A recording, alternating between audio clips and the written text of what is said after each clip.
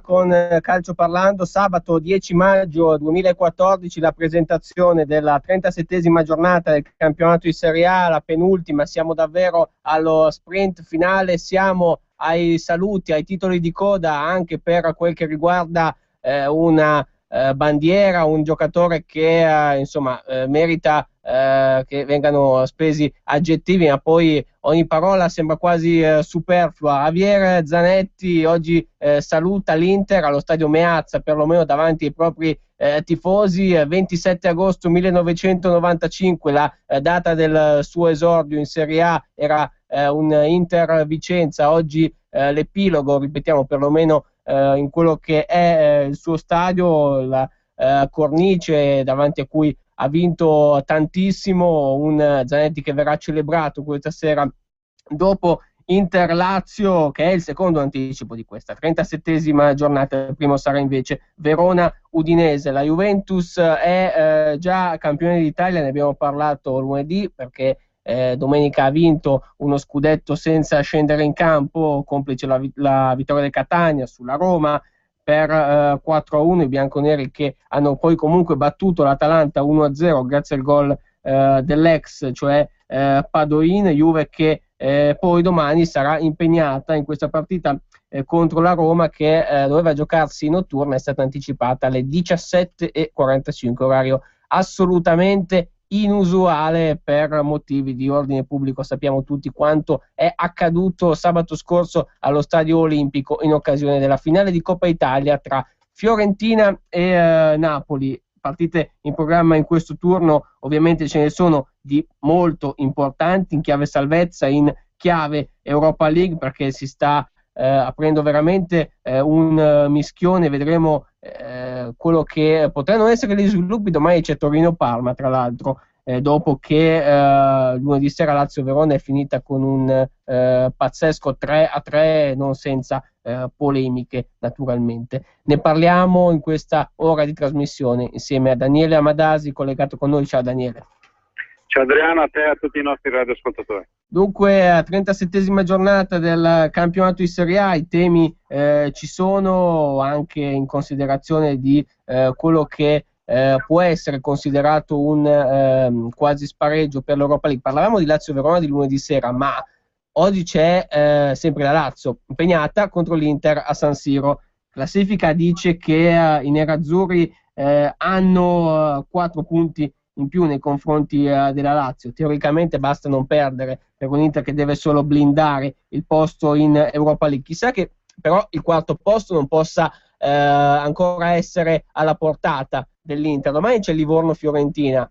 Ecco, scenario Inter che recupera 2 punti alla formazione viola, considerando il vantaggio negli scontri diretti, quindi a parità di punti, renderebbe sicuramente ancora apertissima la corsa per il quarto posto, che ricordiamo andrebbe a evitare, per chi lo conquisterà, il preliminare di Europa League del prossimo agosto, cioè darebbe la fase ai gironi diretta. Ricordiamo che la Fiorentina poteva anche togliersi questo pensiero vincendo la finale di Coppa Italia, invece l'ha persa contro il Napoli 3-1, quindi il quarto posto è tornato prepotentemente in discussione. Ad ogni modo, questa sera Inter-Lazio.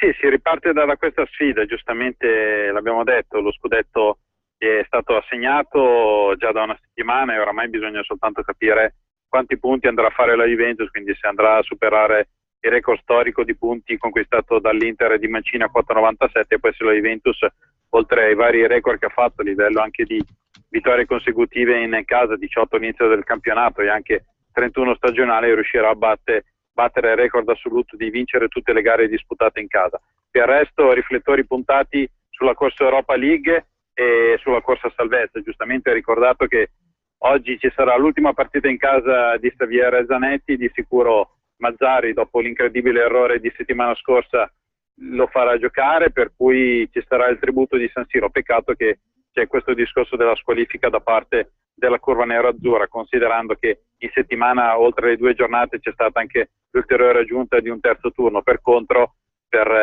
sempre a riguardo di tutto quello che riguarda le polemiche e discriminazioni territoriale, poi di quello scempio fatto dai tifosi del Napoli, c'è anche da segnalare che Tosel una volta tanto si è permesso anche di dare 2 giornate di squalifica, stadio vuoto allo stadio San Paolo. Tornando invece al discorso Europa League e lotta a salvezza, si riparte proprio da questo. C'è un Inter che secondo me a questo punto deve cercare di difendere il quinto posto. La Lazio arriva praticamente già fuori dalla corsa, però violando oggi il campo delle Meazza contro l'Inter potrebbe riaprire i giochi. Di sicuro tutto secondo me dipenderà anche dallo scontro diretto di domani, questo Torino-Parma, che potrebbe poi logicamente aprire anche una finestra soprattutto per le speranze ancora di corsa a piazzamento all'Europa League da parte di Milan e Hellas Verona. È una corsa 5, il quarto posto si vede comunque la Fiorentina rallentare, però penso che la Fiorentina alla fine arriverà quarta, l'Inter invece questa sera non deve assolutamente fare un passo falso, e sarà una gara un po' particolare perché la Lazio, diciamo così, ha soltanto da guadagnare, l'Inter ha tutto da perdere, per cui è la classica partita che a livello di pronostico si apre con una tripla, dove secondo me sarà magari più facile l'1-2 piuttosto che un X finale. Lazio può solo vincere questa sera per sperare di rimanere agganciata al treno del sesto posto. Ricordiamo anche qui si andrà in Europa League fino alla sesta, perché non sono arrivati in finale di Coppa Italia squadre che figurano oltre il sesto posto, cioè Napoli e Fiorentina. Nella fattispecie abbiamo già affrontato il discorso legato poi ai Viola, che potevano vincere la finale di Coppa Italia per acquisire il diritto di accesso alla fase del girone della prossima Europa League. Così invece non è stato. Intanto ricordiamo i numeri di telefono per intervenire in diretta: 0266203529 le telefonate, 346 6427 756 è invece il numero degli SMS. Le formazioni di Interlazio, almeno quelle probabili, destinate a scendere in campo. Non dovrebbe esserci Capitan Zanetti oggi per l'Inter, vedremo che se però magari uno spezzone di gara, anche a seconda di come andrà, Walter Mazzarri potrà concederglielo. Inter in campo con Andanovic in porta, Ranocchia, Samuel e Rolando in difesa, Jonathan Hernanes, Kuzmanovic, Kovacic e Nagatomo a centrocampo, Icardi e Palacio davanti. Per la Lazio è un modulo speculare, anche qui 3-5-2, Berisha in porta, Biava, Cana e Diaz in difesa, Gonzales, Biglia, Ledesma, Mauri e Pereirigna a centrocampo, Klose e Candreva invece davanti. Questi i due schieramenti, con un Inter che va ancora a confermare Samuel dopo il derby, e poi naturalmente vedremo se questa sera, perché parliamo di Zanetti che è al passo da Dio, ma lo stesso possiamo ovviamente dire anche per Diego Milito, anche in questo caso un giocatore che non dovrebbe scendere in campo dal primo minuto. In ogni caso Capitan Zanetti questa sera verrà celebrato come meglio merita, ricordando anche che il suo palmarès è di assoluto rispetto: 5 scudetti, 4 Coppe Italia, 4 Supercoppe italiane, una Coppa UEFA, una Champions League, un mondiale per club. Ecco, forse nella nazionale argentina manca qualcosina di più, anche in termini di presenze, non solo di vittorie, ma qui parliamo di un discorso legato anche ad alcune scelte abbastanza sconsiderate, se vogliamo. La mancata convocazione del mondiale del 2006, quella ancora più clamorosa, visto che era un Inter reduce dalla vittoria del triplete, con Maradona che non lo ha convocato nell'Argentina del mondiale del 2010 in Sudafrica. Tra l'altro questa partita Inter-Lazio capita nemmeno a farlo apposta, perché Zanetti contro la Lazio ha vinto il suo primo trofeo da interista, era il 6 maggio del 98 nella finale di Coppa UEFA a Parigi contro appunto la squadra biancoceleste, tra l'altro segnando anche un grandissimo gol sotto l'incrocio dei pali, un 3-0 con Zamorano, Zanetti e Ronaldo in marcatura. Quindi Zanetti ha questi ingredienti in più, ingredienti ulteriori per dare il proprio commiato all'Inter e a quello che è il suo mondo. Continuerà poi, perché Zanetti è destinato a rimanere nei quadri dirigenziali nerazzurri. Sì, infatti c'è da segnalare che Zanetti smetterà di giocare con la nerazzurra, però inizierà la nuova avventura nella scrivania come dirigente. Vedremo che ruolo gli verrà dato. È un giocatore che va celebrato soprattutto perché è uno dei veri e ultimi professionisti che rimangono nel mondo del calcio. Avevamo parlato dell'addio di Maldini, avevamo celebrato l'addio di Alessandro Del Piero, adesso andiamo a celebrare l'addio di Xavier Zanetti, un giocatore che comunque è stato un simbolo ed è uno di quei giocatori che rappresenta le cose belle del calcio e soprattutto viene amato ed applaudito da altre tifoserie, anche quelle che non sono di casa interista, per cui il suo merito è stato proprio quello di vivere il calcio in prima persona, ma soprattutto da atleta, quindi facendo sempre professionista. Non è un caso che è arrivato a giocare fino a 41 anni, dire che dopo Zanetti di vere e proprie bandiere ne rimarranno pochi, una di queste magari è Arturo e Totò Di Natale, che dovrebbe poi smettere anche lui quest'anno con l'Udinese, per cui è giusto fare questo tributo e soprattutto poi considerando che la sua carriera comunque potrà proseguire all'Inter, vedremo se riuscirà a fare anche come dirigente le ottime cose che ha fatto da giocatore. Quindi il campionato oggi si apre proprio con questa gara importantissima per la corsa Europa League, e poi da considerare che oltre a tutti i vari intrecci ci sarà domani tante gare, soprattutto anche per quello che riguarda la lotta a salvezza, perché abbiamo detto che il Catania ha battuto la Roma regalando di fatto lo scudetto alla Juventus, che è volata più 11 più giallorossi, però questa vittoria del Catania è andata un po' a scombussolare tutto quello che riguarda la corsa a salvezza, in aggiunta all'incredibile vittoria poi di lunedì sera della Fiorentina 4-3 sul campo del Sassuolo, con una formazione praticamente modenese che è riuscito addirittura ad andare a scavalcare il Chievo Verona, che adesso alla pari di Catania e Bologna si trova in posizioni di classifica molto difficili. Per quello che riguarda invece Livorno, avevamo detto prima che la formazione abronica andrà ad affrontare la Fiorentina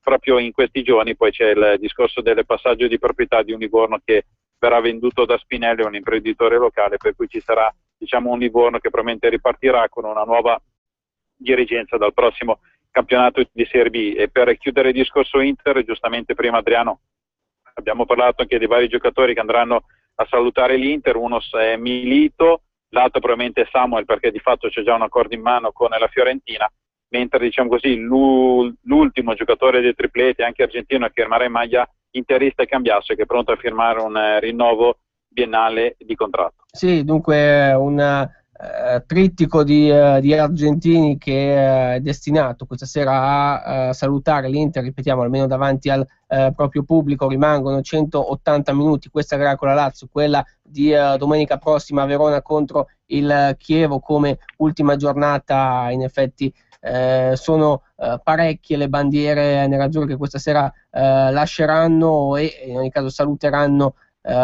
chi insomma è stato assolutamente una parte fondamentale della propria carriera. Da Interlazio, ore 20:45, stadio di San Siro. Facciamo un passo indietro almeno in termini temporali, perché Verona Udinese apre la giornata numero 37 del campionato di Serie A. Il Verona ha buttato via 2 punti a Roma contro la Lazio lunedì sera, buttato via inteso come errore arbitrale, perché il rigore dato alla Lazio, quello del 3-3, è stato un errore, quello dell'arbitro Mazzoleni nel 3-3 definitivo, che ha consentito alla Lazio di prendersi un punticino che poi magari ha una valenza davvero riduttiva, ma soprattutto al Verona ne ha tolti 2.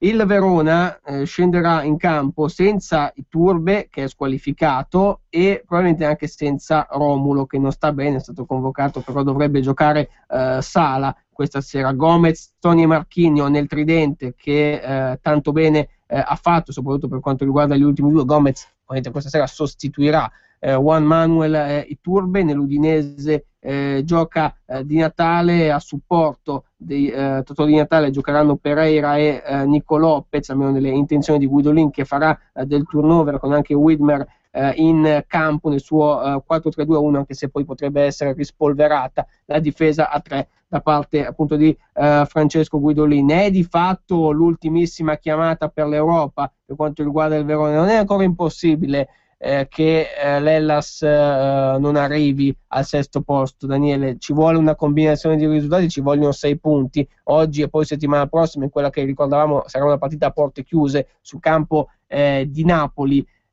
complice anche lo spareggio che si giocherà all'Olimpico di Torino tra Toro e Parma.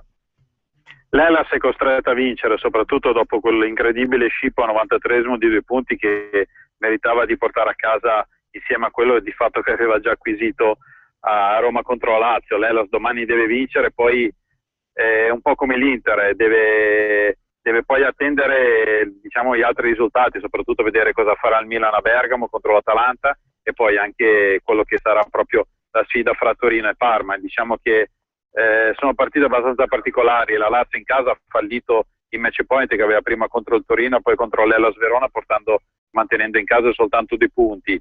Il Torino domani, superando il Parma, di fatto avrebbe un posto in Europa League e potrebbe anche tagliare fuori il Milan, per cui è un discorso proprio che riguarda tanti risultati, per cui Milan, Hellas Verona, Inter, come la Lazio ad esempio, devono portare a casa la vittoria.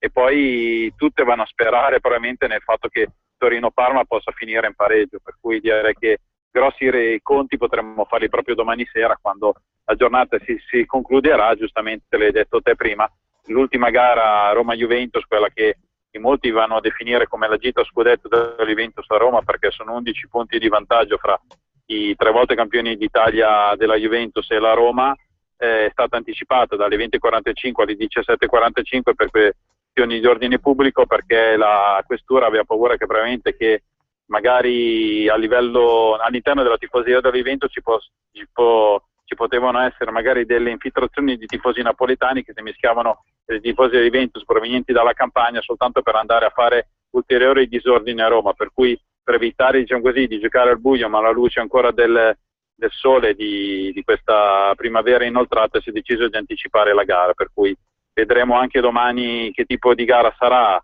Sarà una gara stile amichevole, però speriamo che non ci siano scontri soprattutto fuori dal campo, considerando oramai questo scontro aperto che c'è fra i 2 tifoserie di Roma e Napoli, che vanno a colpirsi anche quando magari non giocano direttamente le loro squadre. Per quello che riguarda invece la Juventus è stata una settimana molto particolare, soprattutto perché si è aperto nuovamente il discorso della telenovela, se Conte rimarrà o meno sulla panchina della Juventus. Nel frattempo si è chiusa probabilmente la telenovela di Pogba, che rimarrà ancora alla Juventus, vedremo poi se andrà o meno a rinnovare il contratto, mentre per l'allenatore juventino, che ha ancora il contratto valido fino al 2015, diciamo così, si è rinviata la possibilità. Direi che l'unico pericolo forse in questo momento è arrivato dal Monaco, che ha deciso di far fuori Ranieri, ha offerto a Conte un triennale da 7,5 milioni di euro netti e soprattutto un portafoglio a mercato da 120 milioni di euro. Vedremo cosa risponderà la Juventus, anche se Conte va detto che fino al 2015 guadagna 3 milioni di euro netti all'anno e per la Juventus le ha già offerto un rinnovo fino al 2017 a 4,5 milioni di euro netti a stagione. Salutiamo anche Nando Dall'Ossola che ci critica sempre, però è importante che ci ascolti, che va tutto bene, lo aspettavamo quasi il suo SMS. Al di là di questo, Daniele, chiudiamo con te per quel che riguarda la lotta salvezza. Intanto diciamo questo, si è sempre detto incredibile come la Roma a 85 punti non vinca il campionato, parlando di punteggi appunto. Allo stesso modo possiamo dire incredibile come a 32 punti ci si salvi, perché di fatto questo è il traguardo che squadre come il Sassuolo possono mettere nel mirino. Domani intanto Bologna-Catania, o si vince o si muore praticamente. Bologna-Catania sì, chi perde fuori, il Bologna vincendo potrebbe, diciamo così, mandare già in Serie B il Catania e poi fare la corsa soltanto sul Chievo-Verona che, diciamo così, ha la fortuna domani di giocare a Cagliari con una formazione che di fatto non ha più nulla da dire, perché l'ultimo turno del Chievo in casa contro l'Inter sarà durissimo, per cui è una classifica strana, perché il Sassuolo, grazie a questa vittoria, soprattutto affrontando il Genoa e magari ottenendo una vittoria in casa, potrebbe essere salvo. Il Chievo-Verona non vincendo a Cagliari rischierebbe molto, soprattutto alla luce di quello che sarà poi il risultato di Bologna-Catania. Il Catania in questo momento è, diciamo così, al vento dalla sua parte, è una squadra che ha ritrovato l'entusiasmo e soprattutto come avevo detto magari prima nel caso della Lazio, il Bologna ha tutto da perdere e Catania ha tutto da guadagnare, per cui sarà una gara molto particolare. Certo che il pareggio non serve a nessuna delle due, soprattutto è una classifica molto particolare, perché diciamo così, con il Sassuolo che è riuscito quasi a tirarsi fuori dal gruppone, rischiamo di vedere retrocesse una formazione come il Chievo Verona, uno come il Bologna, che all'inizio dell'anno di sicuro erano quasi date per, diciamo così, quasi certe della salvezza, magari difficile, però era impensabile pensare che proprio, scusate il gioco di parole, che o il Chievo Verona o il Bologna potessero finire in Serie B, e soprattutto in casa Bologna potrebbe essere un qualche cosa di pesante alla luce delle grosse problematiche societarie che oramai da 12 mesi stanno andando a coinvolgere la formazione felsina, che ha pensato soltanto a vendere e di fatto non acquistare, per cui la colpa della retrocessione delle Bologna secondo me sarebbe tutto frutto delle scelte sbagliate della dirigenza. Viceversa, il Sassuolo, dopo aver fatto l'incredibile Arachiri di chiamare Malesani e perdere 5 gare di fila, ha avuto almeno il buon senso di richiamare Di Francesco, e Di Francesco direi che sta rispondendo alla grande insieme a tutto il gruppo e soprattutto insieme a questo giocatore Domenico Berardi, che è già arrivato a 14-16 reti stagionali, e nella sua prima stagione in Serie A ha già fatto una quaterna e 2 triplette per la serie. Scusate se poco, Adriano. Sì, il solco si è aperto intanto tra Cagliari e Sassuolo, di fatto nella lotta per non retrocedere. 8 punti, c'è la matematica ampiamente che supporta il Cagliari in questo momento, poi c'è, dopo gli emiliani a quota 31, il Chievo a 30, Bologna a 29, Catania a 26, chiude Livorno a 25. Domani appunto il derby contro la Fiorentina, lotta a salvezza appassionantissima naturalmente, almeno quanto quella per l'Europa League. Sono rimasti in piedi questi due discorsi naturalmente nel nostro campionato, al di là di quello che è interno, diciamo, alla lotta Europa League, se vogliamo, cioè il duello tra Inter e Fiorentina per il quarto posto aperto, in ogni caso, perché basta guardare il calendario per rendersene conto. Daniele, ci risentiamo lunedì sera a questo punto, sempre alle ore 21, come ogni inizio settimana, con Calcio Parlando, per parlare di cosa? Tanto della finale di Europa League, che comunque vedrà di fronte Benfica e Siviglia allo Juventus Stadium, beffa per la Juve che è arrivata a un passo dalla finale, ma poi anche tutti gli sviluppi in attesa della lunga settimana che poi ci porterà all'epilogo di questo campionato. Sì, direi che lunedì potremo fare quasi un pre-resoconto finale di questa stagione, vedendo se ci saranno altri verdetti per quello che riguarderà il discorso Europa League e il discorso salvezza. Poi di sicuro lunedì andremo ad aprire una finestra importante su un campionato di Serie B che è arrivata a oramai a soltanto 4 giornate dal termine, per cui avremo tanti argomenti e soprattutto poi anche andare a sviscerare quello che saranno le tante questioni di mercato, e poi anticipare anche il discorso della finale di Europa League, e poi andare a vedere anche all'estero se si saranno decisi altri campionati. In settimana Paris Saint-Germain ha portato a casa il campionato di Ligue 1 per il secondo anno di fila, il Bayern Monaco, avevamo già detto da tempo, è già campione di Germania, il Manchester City vicinissimo alla vittoria della Premier League, e poi andremo a vivere anche questo finale di stagione interessantissimo che si vive nella Liga Spagnola, con Atletico Madrid favorito, però Barcellona e Real Madrid che comunque sperano ancora di poter vincere il campionato. Il tutto ricordando che le vicende di Serie A, di Serie B, di Lega Pro, ma soprattutto anche dei campionati esteri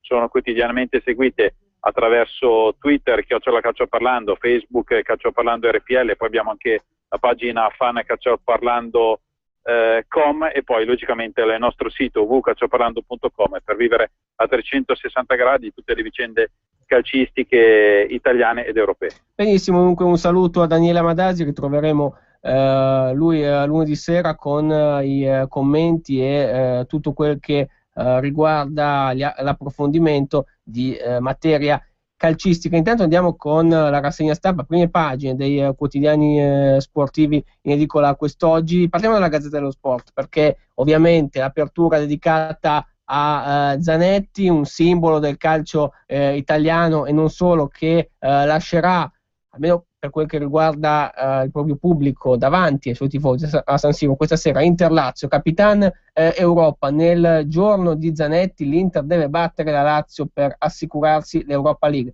Mazzarri dice: derby colpa mia, ma ci rifaremo. Nell'anticipo appunto San Siro stasera è stracolmo per l'addio al calcio dell'argentino.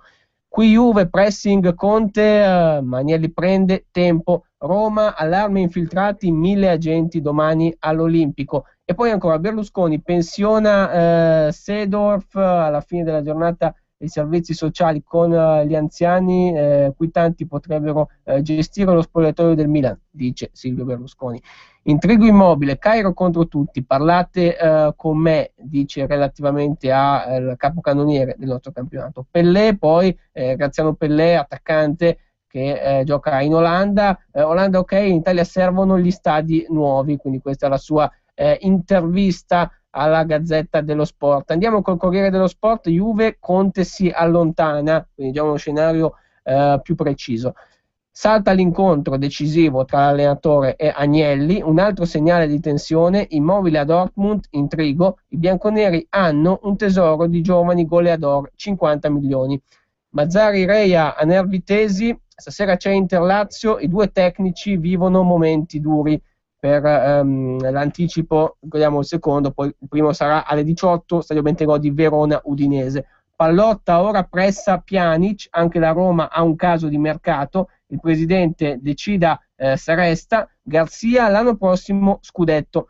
Ciro Stabile, nuova perizia sulla pistola, poi naturalmente sono gli strascichi di quanto dispiacevolissimo è accaduto sabato scorso a Roma, non tanto allo Stadio Olimpico naturalmente, ma purtroppo fuori. Poi la situazione è degenerata, ha avuto purtroppo gravi conseguenze. Tutto sport, arrivederci, è il titolo principale, la Juventus ovviamente, con l'incontro saltato tra Conte e Agnelli, ma la prossima settimana ci sarà il secondo vertice e spunta Mihajlovic.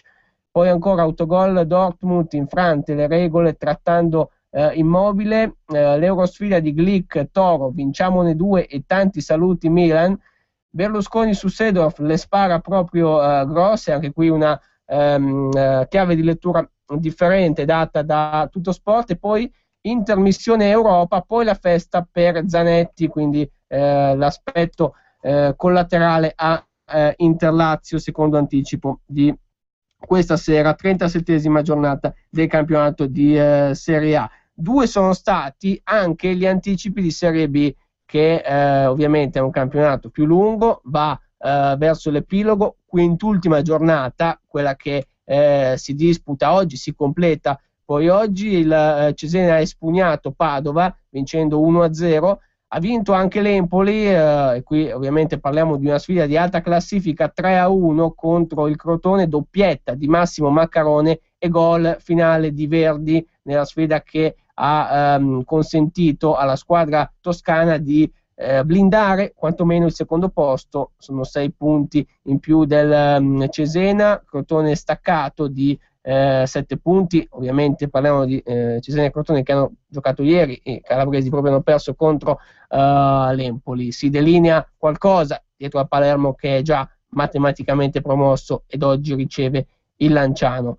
Parleremo di quelli che possono essere gli sviluppi anche in relazione alle partite di oggi. Si comincia tra un'ora e 20 alle ore 15. Intanto ne parliamo con Matteo Fumagalli, che per noi cura la pagina della Lega Pro su calcioparlando.com. Naturalmente parliamo del campionato di terza serie, che è giunto alla sfida per i playoff e playout anche. Da domani si comincia e abbiamo anche qualche novità, poi ne parleremo, ma ovviamente facciamo anche due parole sul campionato cadetto con la sua quintultima giornata. Ciao Matteo, intanto. Ciao Adriano, buon pomeriggio a tutti. Allora, Empoli lanciatissimo verso la Serie A, secondo posto che garantisce l'accesso diretto per quanto riguarda la promozione, 6 punti in più del Cesena. È una squadra che si è ritrovata ed ha ripreso a carburare, perché i primi 3 mesi del 2014 per l'Empoli erano stati molto duri, comunque una sorta di ruggine che si è portata dietro dopo la lunga pausa invernale. Non da ieri ha ripreso a macinare l'Empoli, però diciamo che ha sempre più consolidato le proprie certezze. Ecco, ieri vittoria decisiva o quasi, anche per lo spessore dell'avversario, per salire in Serie A, per ritrovare una Serie A persa nel 2008. Sì, diciamo che i 3 punti di ieri dell'Empoli sono fondamentali in ottica al secondo posto, anche se non dobbiamo dimenticare che domenica prossima ci sarà forse lo scontro decisivo per questo campionato, perché l'Empoli dovrà andare a giocare a Manuzzi di Cesena, che è terza in classifica, e lì saranno scintille, perché con la vittoria del Cesena si porterebbe al soli 3 punti, ma mancheranno 3 giornate alla fine, quindi già che si potrebbero ancora riaprire. Io credo che il calo dell'Empoli sia stato anche un po' fisiologico. L'Empoli non ha una rosa lunghissima, è una rosa prevalentemente composta da giovani, soprattutto nel reparto arretrato in quello di metà campo. Però sai, quando parti ogni partita con gente come Cavani e Maccarone davanti, non dico che parti con un gol di vantaggio, però poco ci manca. Ora che Pucciarelli e Verdi sembrano aver trovato continuità e la prova che il loro talento non era soltanto un qualcosa di improvvisato, ma una certezza di fondo, per Sarri è il meno. Alla fase offensiva la curano praticamente da soli, quei 3-4.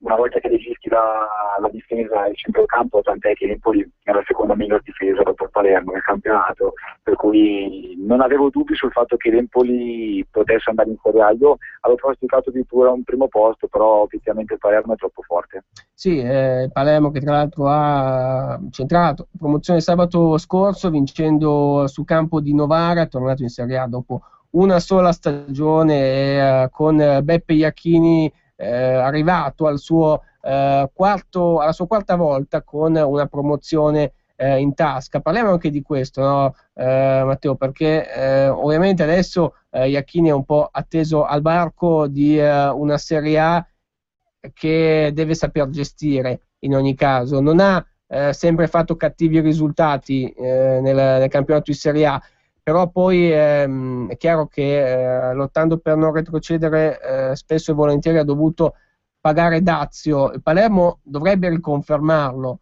Zamparini poi non si sa mai. Ricordiamo che tra l'altro quest'anno il Palermo non è partito con Iachini, aveva Gattuso e dopo poche giornate è saltato, per la precisione il 25 settembre, è stato uno dei primi allenatori a saltare, il secondo dopo quello del Latina. Curiosità, perché poi anche il Latina sta facendo benissimo dopo aver esonerato Utieri e preso Breda, non solo il Palermo che è andato direttamente in Serie A. Iachini, dicevamo, grande protagonista in Serie B, insomma uno che ormai è davvero specializzato in promozioni. Sì, come hai detto tu, Iachini ha sempre fatto ottimi risultati in Serie B, ha vinto campionati. Ricordiamo che il campionato dei record con il Chievo, e ci sono grosse possibilità che questo Palermo possa frantumare tutti i record fatti in quell'anno. In Serie A obiettivamente ha sempre avuto in mano squadre, diciamo, da medio-bassa classifica. Ora, i motivi sinceramente non li so io, ma penso che neanche Iachini stesso, penso che il modo di lavorare sia lo stesso che lui abbia sia in Serie B che in Serie A. Forse in B ha sempre avuto l'obbligo, perlomeno dai propri presidenti, di cercare a vincere, mentre in Serie A lottava sempre per non retrocedere. Ecco, forse questa è un po' la cosa che potrebbe condizionare un attimino il suo lavoro. C'è da dire che in Serie B la qualità conta relativamente, su un campionato che dura oltre 40 giornate le cose che contano sono più forse la cattiveria agonistica, la rabbia e la profondità della rosa, che i valori tecnici poi che ci sono in campo. E Iachini, ce lo ricordiamo anche da giocatore, era un giocatore di quantità, era un giocatore che faceva della grinta, comunque della cattiveria agonistica i suoi capisaldi. E devo dire che le sue squadre hanno tutte queste caratteristiche. Al Palermo stesso non ce lo ricorderemo sicuramente per un gioco spumeggiante, ce lo ricorderemo come una squadra concreta, una squadra che spesso ha vinto 1-0, 2-1, comunque con il risultato sempre in bilico fino alla fine, ma che ha portato a casa delle partite soltanto per il carattere, e sicuramente in questo caso Iachini ha dato poi qualcosa in più ai suoi ragazzi.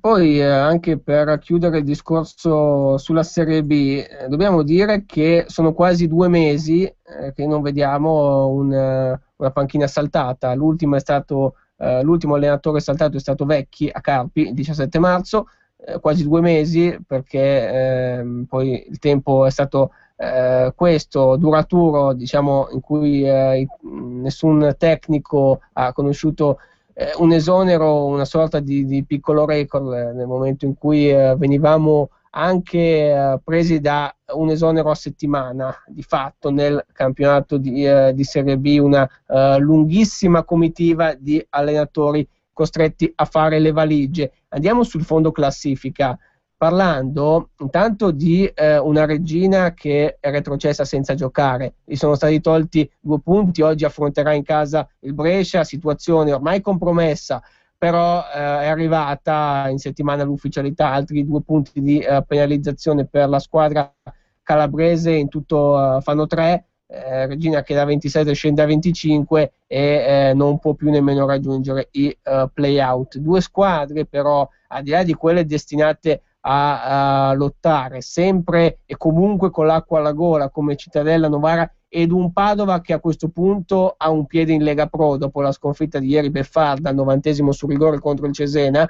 2 squadre che sono Ternana e Varese, 2 storie diverse, perché la Ternana Contestera sembrava aver cambiato passo, in realtà poi è sempre rimasta lì nonostante una serie utile abbastanza consistente, non ha abbandonato la zona per non retrocedere. Adesso i cattivi risultati vengono fuori, ma ci può stare, magari anche fisiologico. In ogni caso la Ternana è lì a 3 punti dal quintultimo posto, e poi c'è un Varese davvero in caduta libera. Oggi questa partita casalinga da parte della formazione lombarda che riceve il Carpi deve assolutamente vincere, deve tamponare un'emorragia incredibile la squadra di Sottili.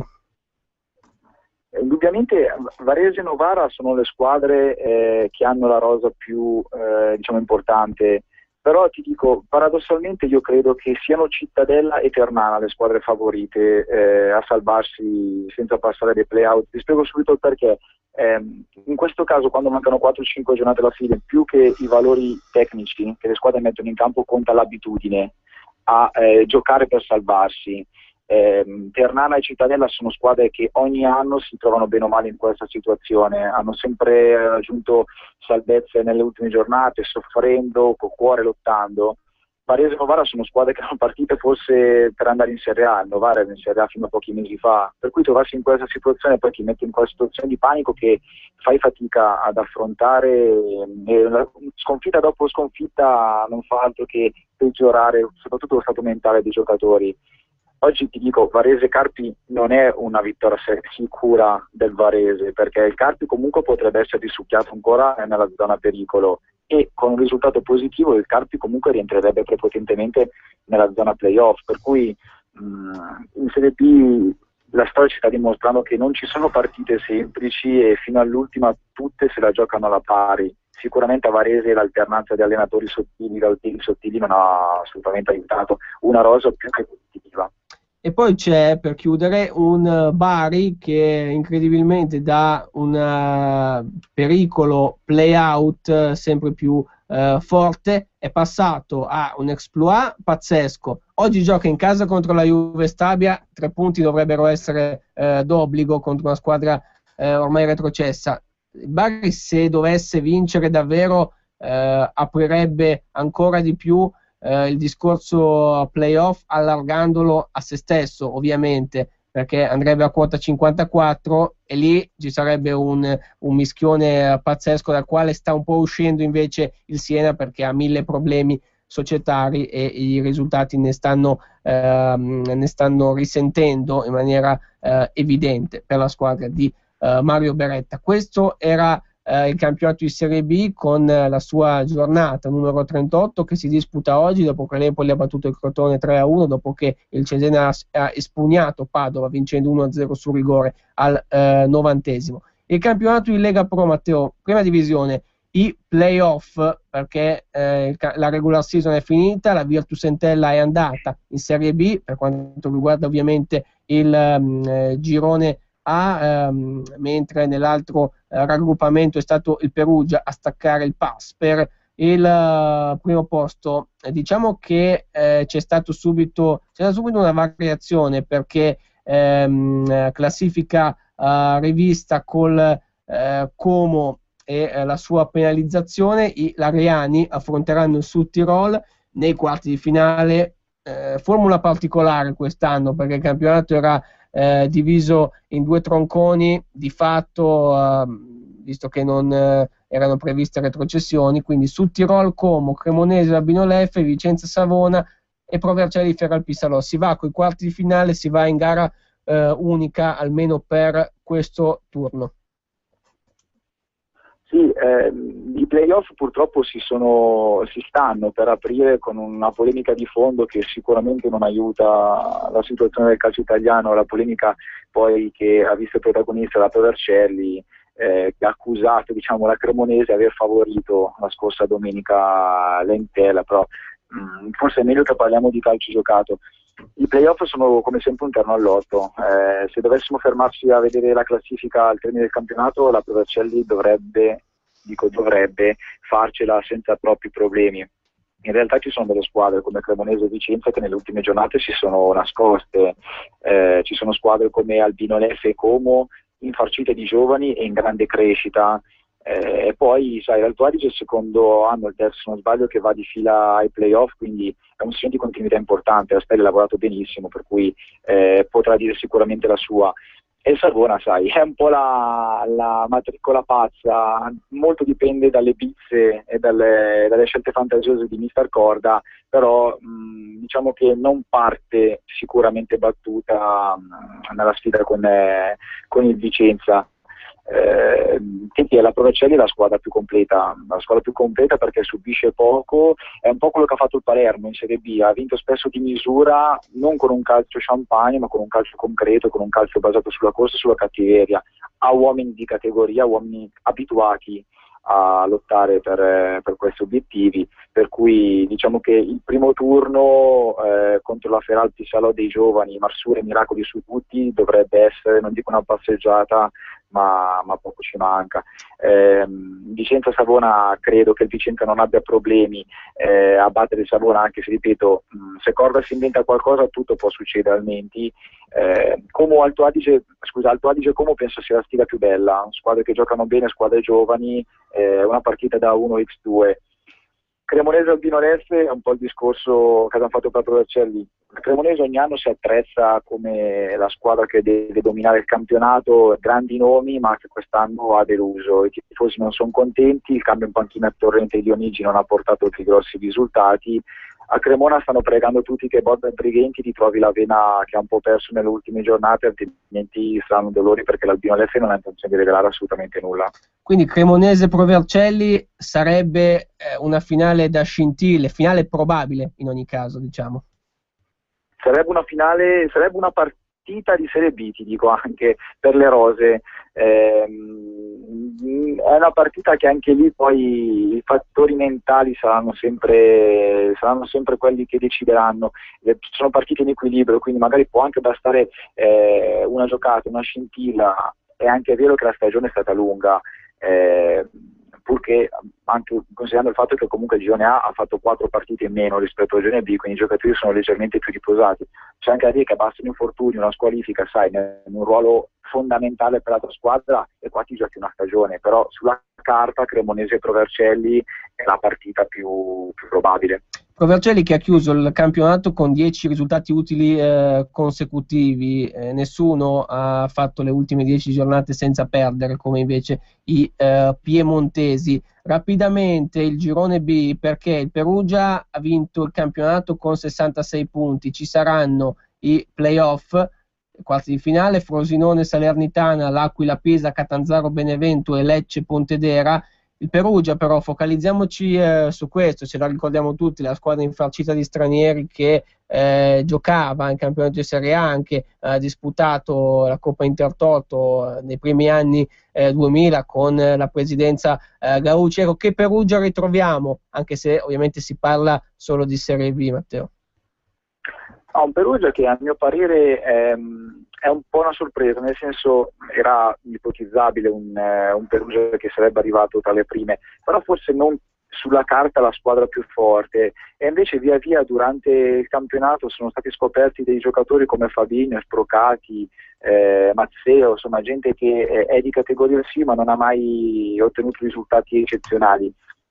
Tutti si aspettavano un grande Lecce. Io, se ti ricordi, all'inizio stagione ti dissi che Lecce non avrebbe sicuramente vinto il campionato per tutta una serie di fattori ambientali e umani di cui abbiamo già tranquillamente parlato. se avessi dovuto scommettere io avrei puntato tutto sul Frosinone di Stellone, perché mi sembra la squadra più completa e più quadrata. Purtroppo ho pagato un finale di stagione un po' così, per cui se la giocherà sicuramente i playoff. Il Perugia fa bene il calcio italiano, ritrovarlo in Serie B, l'entusiasmo del Curi, 20.000 spettatori che hanno assistito allo scontro di domenica scorsa, tra l'altro campionato deciso l'ultima giornata, perché il Perugia ha vinto contro Frosinone la partita decisiva proprio l'ultima giornata, e sono stati 3 punti fondamentali, per cui sai, un po' navigando sui dolci ricordi lasciati da Ucci e da tutte quelle cose che ha combinato tra giocatori, allenatori, dirigenti richiamati, insomma rivedere il Perugia in Serie B personalmente mi fa molto piacere e fa bene anche al calcio italiano. Chiudiamo col campionato di seconda divisione, girone A. Ha stravinto il Bassano, 69 punti, contava poco il piazzamento, se non poi magari qualche discorso legato alla prossima stagione, però in sé, pensando al presente, è chiaro che è un campionato ancor più che quello di prima divisione spaccato in 2 tronconi, perché fino all'ottava era garantito l'approdo diretto alla prossima Lega Pro, sarà un campionato unico con 3 gironi da 20 squadre. Ce l'hanno fatta 3 squadre lombarde, sono Renate, Monza e Mantova, 2 venete, appunto il Bassano seguito dalla Real Vicenza, e in più Spal, Sant'Arcangelo e Alessandria. Ai playoff, oppure definiamoli spareggi, non sappiamo se definire playoff o playout, in realtà Cuneo, Porto Tolle e Torres Forlì, queste saranno le 2 partite. Sì, ti contraddico solo sul fatto che contava poco vincere il campionato, perché domani il Bassano, vincendo il campionato, ha acquisito il diritto di disputare la Supercoppa contro il Messina, e oltre al prestigio comunque di sollevare un altro trofeo, sono soldi che arrivano per le società. Sappiamo benissimo che, viste le finanze dei club di Lega Pro, avere qualche euro in più è sempre meglio che averne in meno. È stato un campionato, guarda, l'ho seguito di persona, è stato combattutissimo fino all'ultima giornata. Anche qui i valori in campo non sono quelli rispecchiati dalla classifica, perché Alessandria, Monza e Mantova sono una spanna nettamente sopra le altre, però poi a resa dei conti sono le squadre che hanno sofferto più di tutte. Tra l'altro il Monza in pieno subbuglio per il caso Asta che si è dimesso ieri, e la ricerca dell'allenatore col nome, che può essere Zema, Stamaccioni, Sannino, ne sono girati tanti. Vedremo un po' Armstrong cosa combinerà in quel di Monza. Renate e Bassano sono state forse delle sorprese, ma non tanto per essersi salvati, ma per come si sono salvati, con largo anticipo, addirittura seconda rispettivamente prima in campionato. Sui play-out ti posso dire che se dovessi dare un nome... Abbiamo problemi nel collegamento, proviamo a ripristinare un attimo. Adriano, mi senti? Sì, ti sento, vai pure.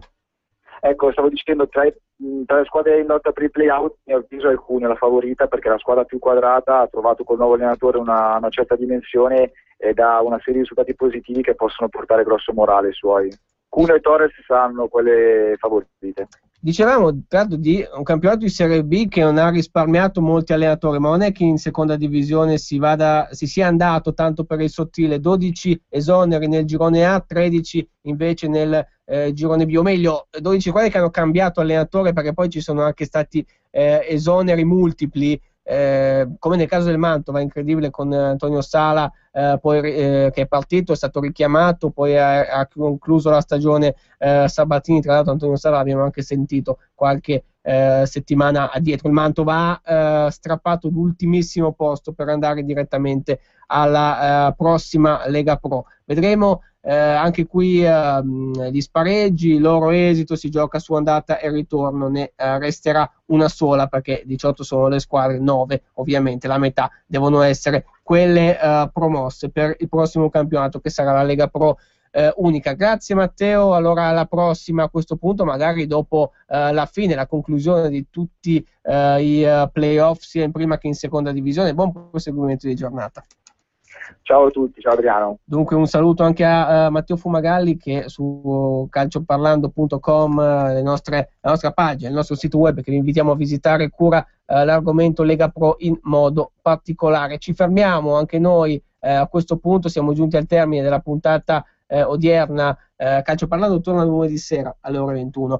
Grazie naturalmente a tutti voi per averci seguito, un caro saluto anche al regista Roberto Colombo, buon proseguimento a tutti sulle frequenze di Radio Padania. Avete ascoltato Calcio Parlando.